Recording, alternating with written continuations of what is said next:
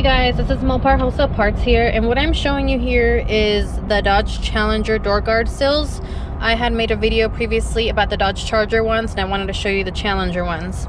So what we have here are a set of two. The top one is the Challenger one. This is how they come, all stainless steel. This is the back part of it. It's got 3M tape. And our second one here is the SRT Hellcat with the Hellcat logo on it. Same thing, 3M tape.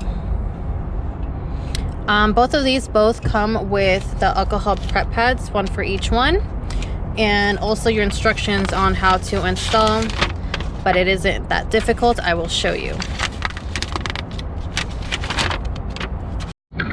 Alright, so I'm going to show you how to install it. With the alcohol prep pads, you're just going to clean this area here, make sure there's no dirt or dust, and once you clean it up very good, make sure it's not wet from the alcohol. So here's the Challenger door guard sill.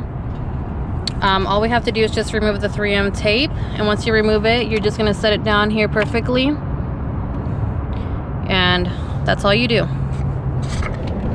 So this is what the Challenger one looks like.